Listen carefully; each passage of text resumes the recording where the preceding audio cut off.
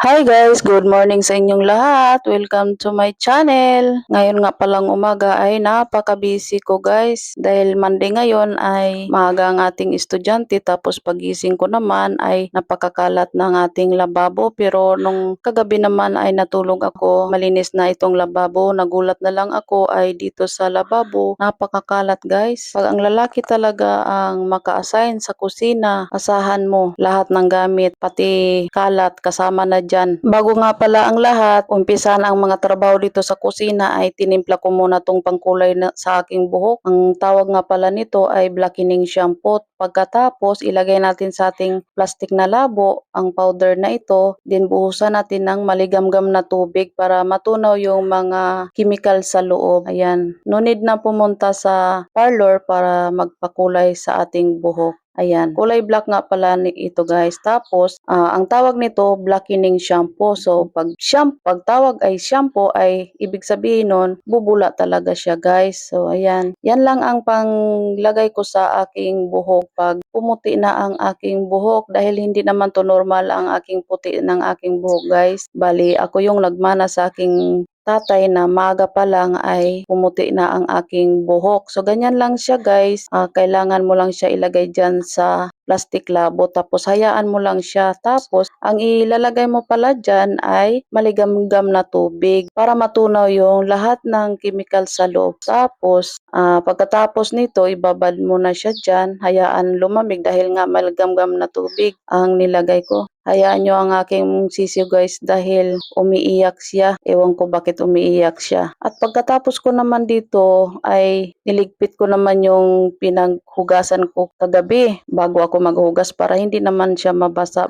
Bali ang mga plato, mga kung ano-ano pa dyan sa kusina guys, pag nagliligpit nga pala ako ng mga gamit ay sinisigurado ko na tuyo na ito bago ko ilagay sa lagayan guys. Hindi yung ako kasi guys, pag limbawa naglinis ako, kaldero or ano pa yan dyan, pinapatuyo ko muna siya guys bago ko ilagay sa mga lagayan para hindi masira ang ating lagayan. Ayan, nakita nyo naman guys, napakakalat talaga dito. Kaya hindi ko alam kung ano yung uunahin ko kasi mayroong puno ang hugasin ng aking lababo. Tapos bukod sa lababo, pati dito malapit sa kalan ay nagkalat din ang mga gamit ko. So yan lahat ay ating ililigpit maya-maya para hayaan muna natin matuyo ang gamit na hinuhugasan natin. Naku sisew, yung busis mo pumapasok dito sa aking voice over. Kaya ang ginagawa ko dito guys, teknik nga pala guys sa mga katulad sa probinsya no. Ang ginagawa ko nga pala dito, nagtutunaw ako ng powder. Ini detergent guys na powder. Then lagyan mo ng Sundrox. Oo, tama yung narinig nyo guys. Lagyan nyo ng Sundrox ang inyong powder. Tunawin mo sa tubig, then buhusan mo ng Sundrox. Then yun na yung panglinis ko sa plato. Yung mga plato nyo po guys na maraming mancha, buhusan nyo ng Sundrox guys. Minutes lang, puputi na agad yung mga plato nyo, baso, or ano man dyan. Kung gusto nyong luminis, no need na kiskisin. Sundrox lang ang katapat. Ayan, puputi na agad yan. Para kasi pag kinukuskus mo kasi guys ay magagasgas ang ating gamit. Katulad sa nanay ko sa probinsya ay ang gamit namin doon, bar na sabon, tapos yung abo ng pinaglutuan. Kasi kahoy nga doon sa probinsya guys, kaya abo yung kinikiskis namin doon sa mga plato. Kung naalala nyo guys, kung nabutan nyo yung plato noon na sartin, yun yung plato noon. So dumidikit sa tagiliran yung mga mancha-mancha. Kaya kinukuskus namin yun ng abo. Hindi ko alam kung anong tawag sa Tagalog ang abo. Abo kasi sa Bisaya eh. Ang makaintindi lang nito yung Bisaya lang. Kaya pag dito naman, so teknik ko sa bagong teknik nga pala ito guys ay lagyan nyo lang ng powder Sundrox. Lagyan nyo lang ng Sundrox ang powder na tinunaw nyo sa tubig. Then bago nyo ipang sabon sa plato. Ini kahit anong gamit guys, lagyan nyo na ng Sundrox para mga katulad nitong mga plato. Yung mga bago ngayong plato, madali kumapit yung mga mancha-mancha. Kunting toyo lang ilagay ay nagmamantsa agad yung mga plato natin. Gamitan nyo lang ng Sunrox with powder. Yan ang pinangsabon nyo. Tsaka yung mga mantika, mabilis lang. Luminis pa. Ganun ang ginagawa ko dito sa kusina guys. Kaya yung mga plato ko, malinis. Minsan may nagbibigay dito ng plato or nagbibigay ng ulam. So siyempre, pag ibalik natin yan, malinis. So pag nakita ko yung mga puitan, madumi. So yan, binababaran ko ng Sunrox with powder. Tapos bago ko isauli sa kanila, ay malinis na yung plato. Nagmumukha talagang bago ang plato guys. Ganun lang kasimple gagawin. Tingnan mo to, ito, marami itong tutong. Dahil nga nagbiblender kami ng prutas. So kung hindi ka marunong dumisate, gagasgas yung gamit mo sa kakakuskus mo. So pag yung panglinis mo, powder, lagyan mo ng maraming Sunrox, no need mo na ng maraming oras. Madali lang din naman talaga matanggal ang itim-itim. Sikan lang yan guys. Tanggal na yung mga libag-libag lang sa plato mo. Dito din sa lababo, pag marami na, di ba, hindi naman talaga maiwasan. Yung tubig, nagtututong din ang tubig sa ating lababo. So, ang ginagawa ko, nilagyan ko ng Sunrox, tapos budbura ng powder. Hayaan mo lang ng ilang minuto, huwag mong patagalin kasi masira din yung lababo mo.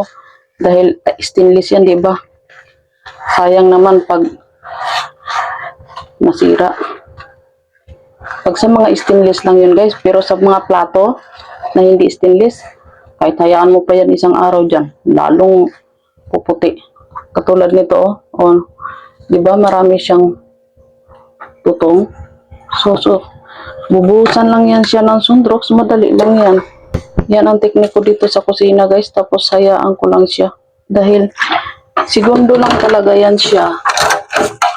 Malinis na. Kahit anong hugasan mo, basta may tutong. Tutong yung ibig kong sabihin, yung tutong yung dumi na hindi natatanggal. Yun yung ibig kong sabihin. Ganun lang ginagawa ko. Ganun ang teknik ko sa kusina. Iga na ang aking niluluto. Man ay mag-prepare ako ng uulamin. Yung binabad ko nga pala ay sobrang itim na guys. Ready ko na to ilagay sa aking buhok pero mamaya dahil mainit pa, baka makalbo tayo. Namumuti kasi ang buhok ko guys. Hindi naman to normal na puti yung tumatanda, hindi. Dahil nagmana ako sa aking tatay na bata pa lang ay puti na yung kanyang mga buhok. Lagi kasi sumasakit ang aking ulo guys. Ayan guys, nakaligo na ako guys. Hindi ko na sa inyo na ipakita kanina kung paano ko nilagay. Dahil busy din ako kanina. At saka number 1 ay wala namang magbibideo sa akin. Kung nagsasalita nga ako dito sa loob ng bahay guys, kung akala lang nila ay sino yung kausap ko. Kahit ako lang mag-isa dito sa bahay guys, ay idinaan ko pa rin ito sa pag voice over. Dahil ang aking sisiw ay ang lakas ng impact dito sa ating video. Kaya minabuti kong idaan natin sa ating pag voice over para mawala ang ingay ng ating sisiw dahil umiiyak ang aking sisiw. Pagkatapos ko kasing naligo ay pinaliguan ko rin siya. Tapos binilad ko siya sa labas kaya iyak siya doon sa labas. Kaya napakaingay talaga dito sa video. Maganda sana ito kung hindi ko na kailangan mag voice over para tuloy-tuloy na ang ating pag-i-edit. Pero hindi talaga pwede dahil nangunguna yung kanyang lakas ng iyak. Akala ko nga hindi masyado abot dito yung kanyang iyak dahil nasa labas lang siya ng bahay, pero nagulat ako nung nag-edit na ako dito sa video na ito. Napakalakas ng kanyang iyak sa labas. Kaya minabuti ko na lang mag voice over. Nakakapagod kaya mag voice over guys dahil kailangan mo pang isipin yung sasabihin mo. Alam nyo ba guys, pag nagsusuklay ako tuwing naliligo na lang dahil pag magsuklay ako araw-araw baka mamaya maubos na ang aking buhok. Nakita nyo naman yan guys, yung pinapakita ko sa inyo. Naglalagas ang aking buhok guys. Baka may alam kayo dyan na pwedeng inumin para hindi na matanggalan ang aking buhok. Hindi ko alam guys, baka binat ito o kung ano ba. Kaya minsan pag naliligo ako, hindi na ako nanunuklay. Tapos kadalasan talaga guys ay hindi talaga ako nagsusuklay dahil nga sa kadahilanan ang aking buhok ay naglalagas. Mahaba na itong buhok ko guys, sayang lang naman pag maubos ito malagas. Tuwing magsuklay talaga ako ay ang dami talaga sumasama sa aking buhok. Pagpasensyahan nyo ng ingay dito sa aking paligid guys dahil yung mga sasakyan pag dumadaan napakaingay, magbubusina pa. Ayan, naririnig nyo naman siguro. Kaya hindi talaga maiwasan guys. Kaya hindi ako araw-araw nagsusuklay guys dahil pag inaraw-araw ko to pagsuklay, nako, mauubos na itong buhok ko. Hindi ko nga alam kung anong pwedeng igamot dito. Baka mayroong kayong alam dyan na pwedeng inumin na pangpahinto na lagas ng ating buhok para hindi na to maglalagas ang aking buhok. Hindi ko alam bakit naglalagas ang aking buhok. Nanghihinayang nga ako guys dahil mahaba na siya kaya yung buhok ko hindi pantay-pantay, mayroong tubo, mayroong maiksi, mayroong mahaba, ganon ang aking buhok guys. Nakakapanghinayang talaga guys pag ang buhok mo mahaba na tapos mga lagas ko. Sayang 'di ba? Lalo na pag mahaba na guys. Sayang talaga dahil pinaghirapan mo yung pahabain tapos ang bagal humaba, 'di ba yung mga ganon. Tapos makikita mo na lang pag isang araw magsuklay ka ay napakadaming nangalagas. Habang pinapatuyo ko nga pala ang aking buhok ay may nakababad ako ditong mga labahin. Kaya maya-maya ay pagkatapos ko nga pala dito, hinintay ko lang ang aking buhok matuyo. Tapos pagkatapos ko nga pala naligo ay binabad ko yung mga damit para mag-concentrate yung amoy ng sabon sa ating mga damit. Hayaan ko lang itong nakababad mga 1 oras pwede na para makonsentrate lang yung amoy ng ating powder bago natin lagyan ng downy. Ay nasira, 'di ba? 'Di ba bininta ko na nga pala yung washing ko sa kakalakal kaya ngayon lahat ng labahin ay dinadaan ko sa pagkusot. Pero kanya-kanya naman kami ditong maglalaba guys. Yung sa akin lang at kay Libby ang nilalabhan ko, si Dudong naman ay siya naman ang naglalaban sa kanyang damit. Then si Gia naman ay siya din ang naglalaba sa kanyang damit. Hinahayaan ko si Gia maglaba sa kanyang damit guys dahil hindi siya matututo kung hindi siya ang maglalaba sa kanyang damit dahil sa mga edad niya ay dapat matuto siyang maglaba ng sarili niyang sikap dahil kami noon ay 7 years old, naglalaba na kami. Ganon, sa sapa. Tapos dito, ang mga bata dito, dalaga na hindi marunong magsaing. Aminin ko sa anak ko, dalaga na yan pero hindi mo siya maasahan ng magsaing. Dahil kung hindi sunog, hilaw or lata. Kasi nakapokus sila sa cellphone guys. Oo. Kaya sa labahin talaga, hindi ko na siya pinakilaman sa labahin niya. Bahala siya, mapuno yung labahin niya. Dahil kaya naman guys ng 3 buwan hindi siya maglalaba. Dahil marami siyang damit. Yung iba nga ay hindi na nasusuot niya. Sa dami ng damit niya. Marami kasing nagbibigay sa kanya. Yung mga ninang-ninong niya, binibigyan siya tuwing birthday or Pasko. So ngayon lumaki na siya, wala nang nagbibigay. So ang nagbibigay sa kanya yung may mga anak na babae. Ayan, nagbibigay sa kanya yung mga pinagliitan, binibigay sa kanya. Tapos hindi na rin ako bumibili sa kanya ng damit dahil sa dami ng damit. Sa pinamigay pa nga lang daan ay ang dami ng damit ni Gia kaya hinahayaan ko siya mismo maglalaba sa kanyang damit. Dahil kung hindi mo siya, kung ikaw ang maglalaba, talagang aasahan lang niya yan guys.